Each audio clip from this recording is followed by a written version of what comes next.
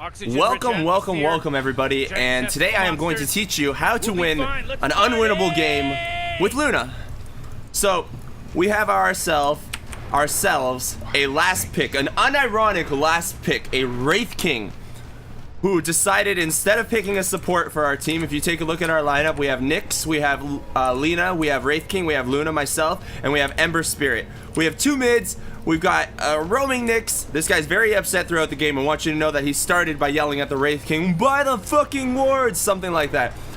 And I'm trying to think of a strategy here. So I'm looking at this guy and I'm like, uh-oh, we have a jungling Wraith King and I'm solo Luna by myself in lane, and I know I'm going to be against either most likely a Bristleback, possibly a dual lane with a Pudge roaming. If I take a look at my opposition, there is a Bristleback, there is a Silencer, there is an Invoker, there is a Pudge, and there is a Faceless Void. Now when we look at this, all I have is this this Nyx Assassin who leveled up Mana Burn first. As you guys should know, that's probably not your best strategy to level up Mana Burn right away before you even get to a Ruin fight, but whatever. So what is my strategy this game? Based on the way things are going, I know I'm going to be against the Bristleback, so I get myself an early Magic Stick. Magic Stick is important against Bristleback because he has Quill Spray. Quill Spray activates or gives you one charge in your Magic Stick every time he uses it, so you can get away when he's trying to dive you or charge you or do something crazy with his amount of bristle sprays. Now, legitimately, this guy, Mortal Strike, Quelling Blade, Stout Shield, Tango. It's gonna sit here and wait for a whole minute. So now how do you win this lane? Like, what do you do? Well, okay, it helps that I didn't get dual laned. It really helps that I didn't get dual laned. And this Bristle is actually gonna go over here. I think he's gonna block a camp, is he? Or no, he's just gonna get himself vision. I thought he was gonna block a camp, but he just gets himself vision. So here I am. I'm just trying to maintain lane right now. My goal at this point is just to get experience and to get as many last hits as possible without taking too much damage or needing to go back to base for regen. If you need to go back to base for regen, you should consider the idea of buying more regen early or having regen sent to yourself at some point early in the game.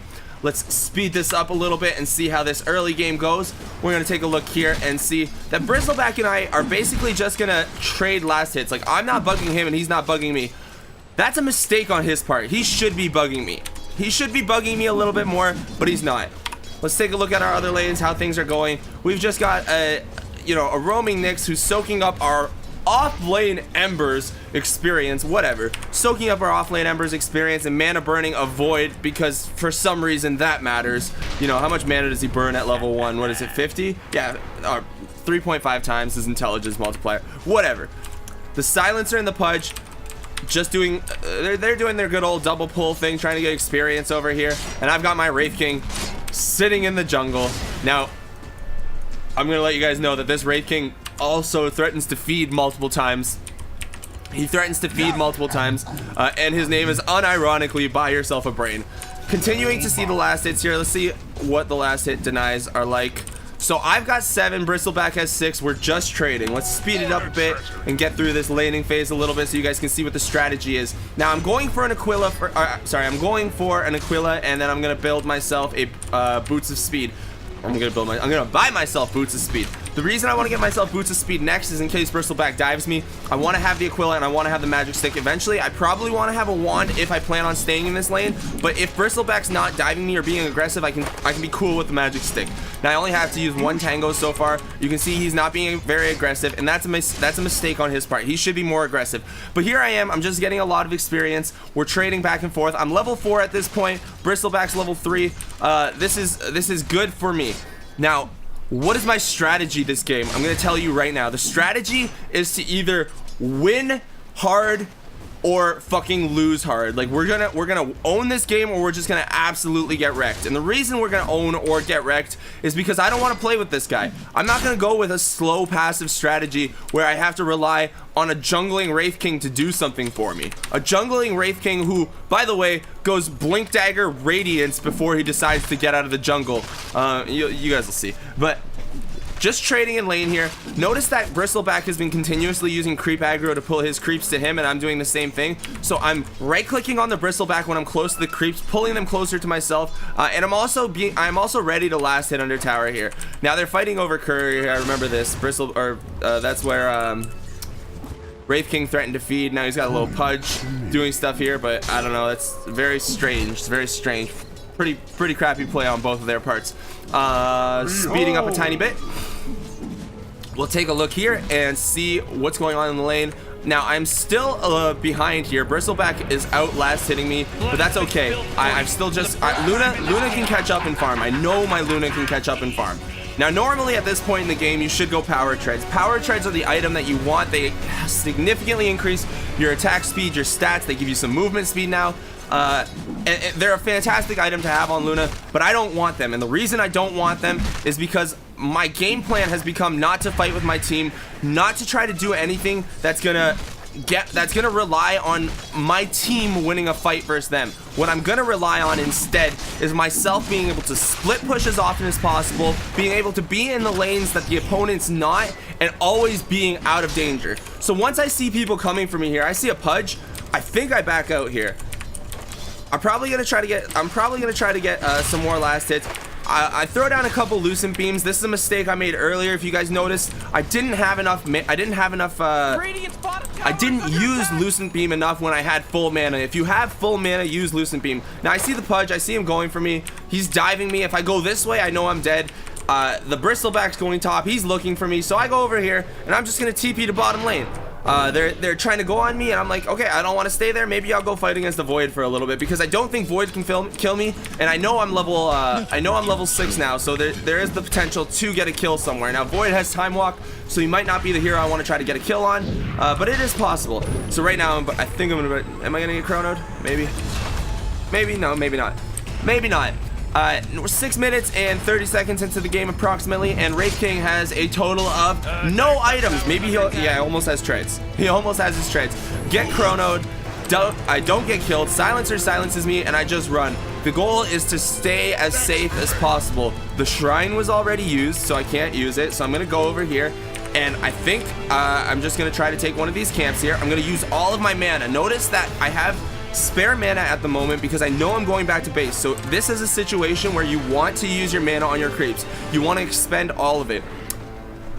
Not gonna say to use your Eclipse on a creep camp, but if I would have used my Eclipse on a creep camp with the idea that I wouldn't be fighting or even thinking about contributing to a fight for the next 2 minutes, that would not be a terrible thing. But I don't use it just in case I need it later on. So let's speed up a little bit again and see what the game plan is. So I have the Aquila, and now I have the brown boots. My next item that I want to get is a Manta.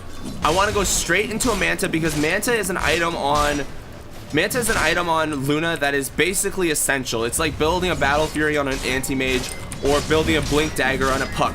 They're items that you just need. Now here, this guy's just taking these camps, so I'll take some of that experience with him, get some of those last hits.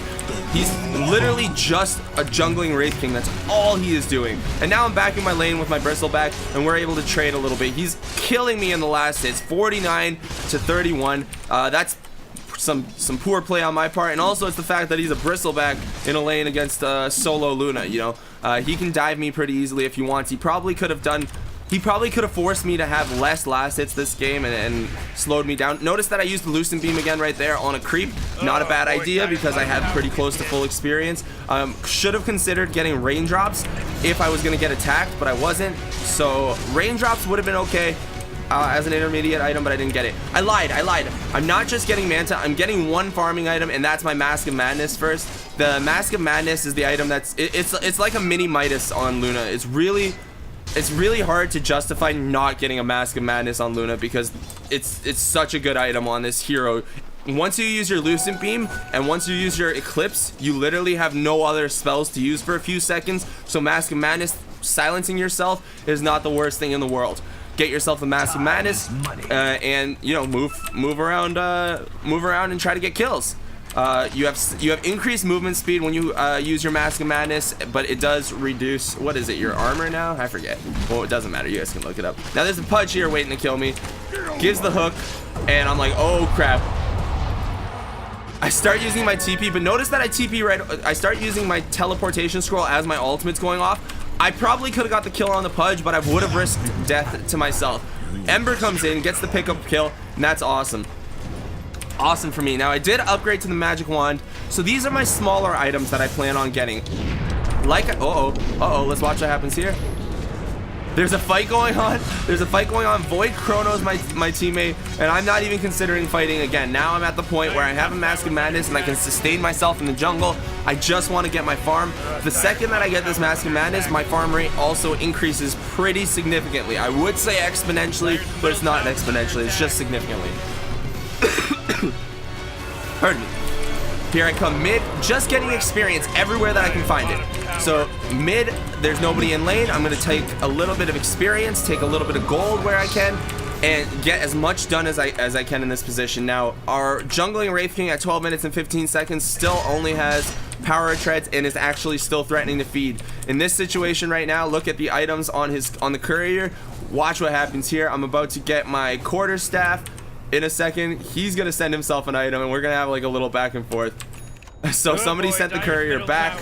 I buy myself the quarterstaff, and now it's just gonna go back and forth. I'm trying to pick it up, he won't give it to me. He's like, I'm gonna feed the game if you do. I'm gonna feed the game if you don't let me have my blink dagger, because it's really important that I have my blink dagger right now, because I plan on doing something with this blink dagger instead of staying in the jungle for the next 10 minutes and waiting for a radiance.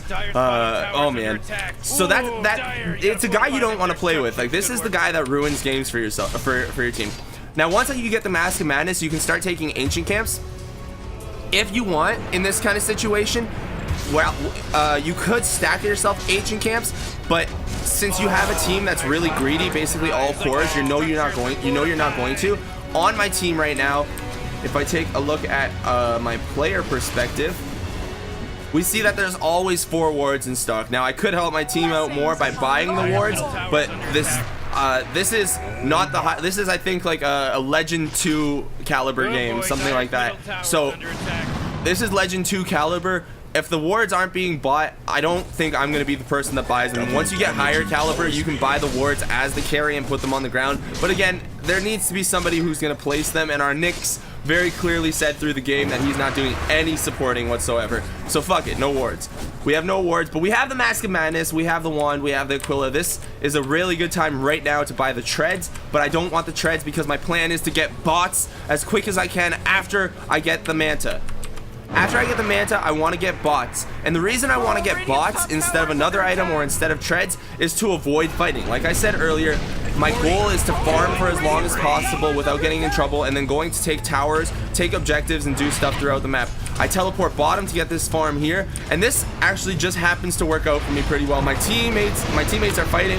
I see an opportunity to come and actually help. So I get a kill, and there is potential to chase a little bit, but I don't want to take it. So instead of taking the chase potential, we got a kill. They're backing off, and this is just more opportunity for me to farm. Now, once I get the gold to buy the Yasha, that's also going to increase my farm pretty well. I don't care about towers, guys. This is not the point in the game where I care about towers. I don't care about pushing them. I don't care about doing damage to them. If I can take it, great. But if I can't take it, I don't give a fuck. I want to back the fuck up and do nothing except for farm. Look, again, there's a team fight going on right here. I'm not a part of it. I am getting my farm here. I'm farming the camp. These guys can slow themselves down. Everyone can do what they want. The goal for me is not to die and to get my Manta up soon. The fight has been going on for a little while, and this is the only part that I come in to stop them from taking this tower, or to help my team out, because we do have all 5 people here. So in a situation with all 5 people here, it looks like we're going to work like a team and have a team fight. I was hoping we could, but it doesn't really work out. Now, Wraith King is going for his Radiance. 17 minutes, has himself a Blink Dagger and Power Treads, but here he is. He's just going back to the jungle too. Now their team backs up. And they go to just split up and farm. I'm gonna continue to try to take as many creep camps as possible and farming with my Wraith King, trying to get as much gold as possible.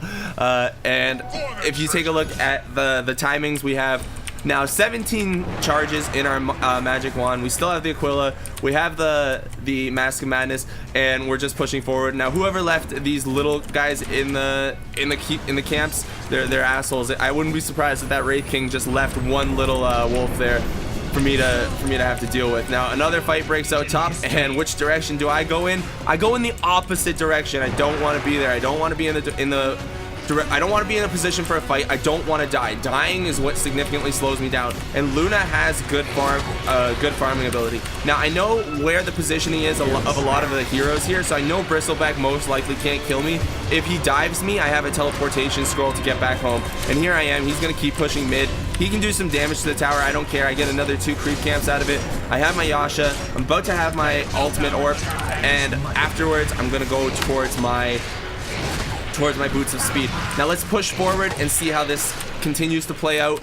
We'll see what Bristleback does. He's gonna stay here and he gets himself in a real bad position. So at this point, I use my ultimate I use Eclipse to get the kill on Bristleback. Using Eclipse to get a kill on a solo Bristleback, fantastic idea in my opinion. I want to push this tower at some point, but this is not the point. Just gonna back up and go back into the jungle. And I know this is a boring game, but we're at 19 minutes and I have not died yet. That's the important thing. As a solo carry, nobody's killed me yet. Nobody's come. The Pudge came to gank me a couple times. You know, be it a very terrible gank, he did come to do it. And Bristleback has not been able to kill me. None of I haven't died in the team fights. I've been trying to avoid them as much as possible, and here they are. They're making plays bottom as a team, so that's my opportunity to push top. Now is when I get to try to take a tower, because they're all bottom. So I'm gonna come over here and I'm gonna try to take this tower. Even though they're all fighting around this tower, I don't think they can kill my whole team. I'm gonna take this mid tower. I see Void TPing in. What do? I know Void might have Chronosphere. I wasn't paying attention to see him use it, so I back up. Now I TP mid because there is a fight, and I know Void TP'd out. Notice that when Void TP's in, I watched him complete his TP. I knew he showed up there, so I TP'd out because I knew we would have the advantage in numbers. And now Bristleback is too deep. We get another kill on Bristleback, and I don't want to chase Invoker. I just say screw it, let's go. And what's our game plan? We're gonna farm and keep on farming. And now is when your farm rate really starts to increase with Luna. Since I have the Manta now, I can split push lanes. Oh, there goes another kill for me. So I'm just slowly picking up kills here. Notice that I'm 3-0-3. Just getting kills where they're available, whether people are out of position, whether I'm able to get my Eclipse off to get a solo kill, whatever it is, I'm just getting that experience. Now I'm going to use my Manta Illusions probably to push this here. I don't feel like I'm in danger at this point. I know 2 of their heroes are dead, so I'm going to push this myself a little bit. I should be using my Mask of Madness more. This is a mistake not using it, but now I'm pushing with my Manta Illusions. So Manta Illusions are just going to do damage to this tower. I probably should have used them to do damage to a creep wave, but there is no creep wave available. It's just spawning now, so we'll do some more damage to the mid tower. In the meantime, I am using my Mask of Madness to take another ancient camp.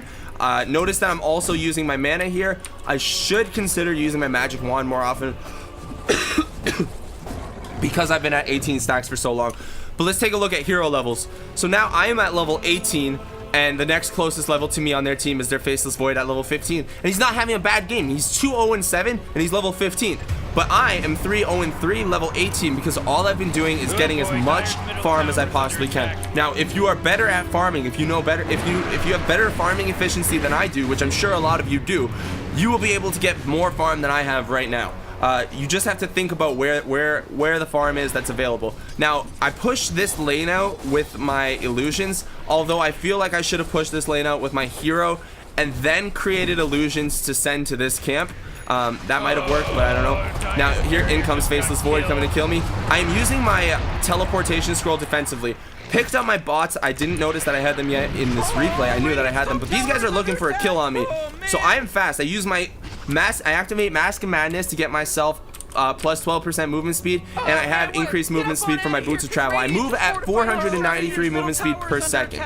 That's really fast. This situation, I shouldn't go back to base because I have a clarity. One of my viewers, while I was streaming this game, pointed this out. This is a bad time to go to base. I came here and I shouldn't have. But I do have teleportation boots, and now I'm gonna go to the next closest place with which I think safe farm is available in. So I know that Void and Bristle were in my jungle. I'm guessing the rest of their team is close by, and they are right here right now. So I'm thinking that this is the lane that I want to push, and now is my opportunity to start taking towers, because I have the ability to escape if necessary. Now again, I do not want to fight in this game. So normally, if I wanted to fight, I would buy BKB. This would be the time that I would buy BKB. I'm up against an Invoker. I'm up against a Silencer. I'm up against a Pudge. A BKB would be really good to have.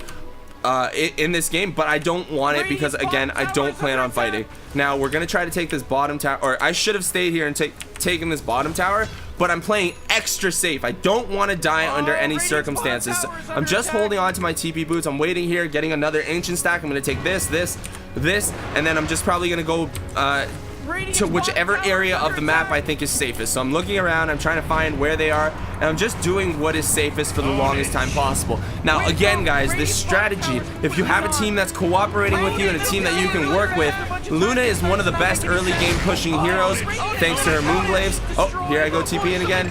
I see that there's a fight going on mid, and this is a fight that I want to be a part of because we have an advantage. Void's dead. Now we have another hero dead. The Bristleback's right here. I don't think I can kill him, so I'm going to back up, but I'm going to come over here and try to do some damage to the Invoker. Unfortunately, we don't have any detection. Wraith King does have his blink and his radiance now, so he's finally ready to fight. You know, he's looking for someone, he's itching for a fight, and I'm up here just pushing tower. I'm gonna be pushing tower. So I'm hanging out with my Ember. I'm level 20. Let's take a look at the talent tree. It is attack speed, lunar blessing, 10 to all stats, 25 life steal. If you're going for an Agnum Scepter on Luna, that's when you go with the minus 3 second Lucent Beam, the plus 100 Lucent Beam damage, and the 0.25 second Lucent Eclipse Lucent mini stun. That's against teams that are weak against physical or against magical damage. Down here we see that I teleport. I know that all my teammates are around top. I know that that's where a team fight's getting ready to break out, and I don't want to be there. I told you I don't want to fight, so I'm getting ready to back up, except for I know I see people on the map. Whoops, I don't like that that's showing up over there, but I see people on the map. I wish that wasn't showing up. Get out of here. And if I take a look at player perspective of Luna, right now, I know everyone's over here. I'm not looking directly at that team fight, but I know that they're there. So all 5 of their teammates are busy fighting, committed to killing me. And in lower level MMRs, this will happen where you get this situation happening. This situation will happen right here, where you have Luna on her own, able to split push a tower without anyone being fast enough to react. And sometimes they're not fast enough to react because your Luna's here and she kills a wave in 10 seconds and they don't notice that the wave got killed really quickly. They didn't really notice Luna was here when they were in the midst of battle, and then all of a sudden Luna's at her doorstep, nobody has a TP available, Void's fighting someone else, and Luna ends up taking their tower. So after I take their tower, I come over here, I hit this creep camp, I walk towards this, and I use my Moonglaves to one, creep this camp and do some damage here. Now I don't actually finish this camp off because this shrine off because I end up getting scared. I lied. I didn't get scared. I thought I didn't finish the shrine because I got scared. Apparently I felt safe. And if we're looking at my item progression, next item is Butterfly. Why do I want a Butterfly? Well, like I said before, BKB would be the preferable item against an Invoker, but the only person I think that kills me right now is Faceless Void. And if I get a Butterfly, I know that Faceless Void can't right click me to death. There he goes. He uses his time walk to go up the hill and just gets himself killed. So here we go. I just got a 4th kill just by being around the map all the time. I'm 4-0-4. I've done nothing to contribute to my team winning team fights. All I've done is push towers, push lanes, and that does in a way indirectly contribute to my team winning fights, but I haven't done anything to help my team. I haven't been considering fighting with my team. Like I said at the beginning of this game, we're either gonna win in a really, really greedy fashion, or we're gonna lose because I don't want to play a long, drawn-out game with this Wraith King. If I would have lost this game in 20 minutes because they punished me for not having any treads and not having any raindrops and not getting a BKB, then I'm cool with it. But at this point in the game, we're about even, except for the fact that I am level 22 and the next closest level on their team is level 17. Lena on our team is next closest at 18. So this is going very well. Now they're flaming each other. He's upset with Void. Someone else is upset with someone else. Void has been playing pretty well this game, I thought, but you know, that's just the nature of Dota 2, people getting upset. So let's speed it up a little bit and let's see how we play this out. How we continue to play this out. Still don't want to fight. I have the Boots of Travel. Boots of Travel have a cooldown of, I think, 45 seconds, which is significantly better than TP Scroll, which is 75 to 80 seconds. So you're able to be around the map a lot more often. You're able to teleport out of a bad situation more often. Their team also doesn't have a ton of stuns. They have the Pudge and the Void, but the Bristle, the Invoker, well, Invoker has ways to stun you, but they don't have as many, they don't have a lot of direct target stuns. Like, they don't have Avenge that can just shoot a missile and stun you. Now that I have my Butterfly, I know now that I have my butterfly, the reason I'm building butterfly is because I went with a Mask of Madness first. So butterfly, I can break it up and use my quarterstaff from my Mask of Madness to put it into the butterfly. Now I have very similar attack speed to when I had my Mask of Madness activated with my butterfly. And the next item I can get, which on Luna is really, really good, is the Satanic. How do you want to use your Satanic? You want to use your Satanic in a situation where you are able to attack. So ideally, you want to use Satanic if you have a BKB and you get yourself low on damage. I don't have a BKB. Like I said, I'm skipping it because I don't want to fight. The goal of this game is not fighting. Our team is doing pretty well now, considering all things considered. And where are we right now? Our Wraith King dies. Now, our Wraith King dies on his way to getting an Assault Caress. This situation is 31 minutes into the game. He's gonna spawn soon, and this is a guy who's been flaming all game. He's gonna spawn soon, and I don't think he actually moves again. Now in here, I just send my illusions to try to do some backdoor damage, but unfortunately my creeps aren't in the base yet. Now they end up showing up, so we should be able to do some damage to the racks, do some chip damage. Here they come back to defend it. And where am I on the map? I'm top of the map. I have my butterfly. I did get the Aegis, move my wand out of my backpack, and next I'm gonna pick up my Satanic. Now with these 4 items, Manta, butterfly, Satanic, against this team with the amount of farm we have at 32 minutes, I should theoretically be unkillable unless I make a really big mistake. Unless I get myself in a situation where I'm in their base getting hit by 2 tier 4 towers and all 5 players, and they've all used, and like all the chrono, like I know that Chronosphere is up, I know that Pudge is around, I know that everything there is there. That's the only way I'm dying in this game. Even when all 5 of them go on me, I probably don't die. Now the Wraith King, after he died, what did he do? He just sits here. So excuse me, this game is by no means over. Like, it is by no means over. And we don't have a Wraith King. He's not here. I'm level 25, and this is where I decide to go with it for it. I say, I know I have an Aegis. I know you guys are here. I'm gonna push it. I think we go in. I have a Lina, and in we go. I get Chronosphere, and let's slow this down. I get Chronosphere. The stun is over. The silence is on. And let's start attacking. I activate my Satanic. Look at how much life I steal back every time I attack. I'm almost back to full health with every attack. My Satanic is almost over. Now I activate my Lucent Beams. Everyone has to leave. Bristleback dies. I still haven't used my Aegis. I got a double kill. We're at 6 kills. And now we're going to be able to pressure their base, because even if they kill me, they've wasted everything here trying to kill me. They were not able to kill me. The Satanic allowed me to fight after the Chronosphere. The butterfly allowed me to survive the Chronosphere. The Manta should have let me get out of the silence, but I didn't save it properly. But these are the 3 big items that I needed. Now in comes Void. He time walks forward, and that's a giant mistake by him.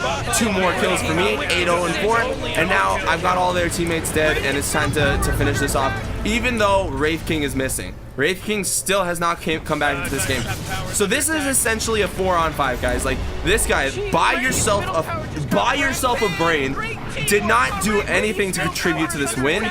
And I was a little upset during the game. I'm gonna be honest. I was like, I am upset that this Wraith King gets a victory for this game. Like, why does this Wraith King get a victory for literally trying to cost everyone the game? But he's been sitting for 3 minutes now. He disconnected at 31:30, I think, or he stopped moving at 31:30. So the silver lining is that he does get an abandon. I'll spoil that for you. He does get an abandon. And guess what? Our next item, typically gonna be a BKB, but I've got kind of balls of steel, so I'm gonna go with a Rapier instead, because my balls, they're made of rock solid steel, metal, iron, plutonium, platinum, and they give me so I go for the Rapier. I still haven't had to use my Aegis, and the goal here is just to make sure I get the mega creeps. Honestly, I had not noticed that this Wraith King wasn't in the game, because for me, he was pretty much a creep from the beginning. Now I did the good game, well played. I know it's an offensive good game, well played, and that kind of stuff in the StarCraft universe is frowned upon, to do an offensive good game, well played. But in Dota 2, I feel like you don't get enough sportsmanship. So I was like, hey, I'm gonna start throwing down good game, well played when I play, like, after the game's over. Hi Kitty, I'm sorry, it's time for you to go down here. So here we go. Let's go pick up the Rapier, and let's watch this game play out.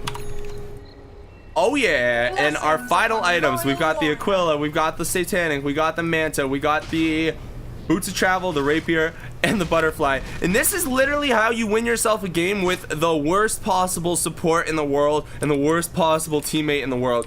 A guy who is fucking tilted from the beginning, I don't want to talk about it. A guy who's tilted from the beginning, an off-lane Ember, a mid-Lina. Like, mid-Lina was fine, but I'm just saying, these are the kind of games that, like, that most people just, at the beginning of the game, they say, fuck it, we lost, and there's nothing I can do about this. They try to go with a normal strategy. Wraith King has abandoned. That feels good, and let's speed this up a bit. Jeez, Radiant's middle tower just got wrecked. Oh, there's another 48 minutes of this game, so we just go back and forth. I'm just gonna speed this up until something happens. Follow the mini map at the bottom. Stuff's happening.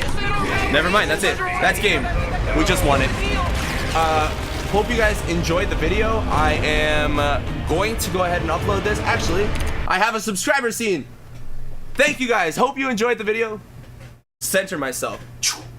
My name is Navitz. If you guys enjoyed, hit the like button. If you want to see more, hit the subscribe button. If you want to watch me stream live, I'm on twitch.tv/Navitz. I hope you guys learned something. The idea behind this is not to do this every game. This isn't a strategy for Luna to do all the time. This is a strategy that you want to use when you're in a situation where you feel like you can't win a game with the current team that you have, so you want to play away from your team and play around the map instead. And this is how you do it. This was the thoughts behind the item progression, the thoughts behind everything that I did. I hope you guys have a great day, and peace out.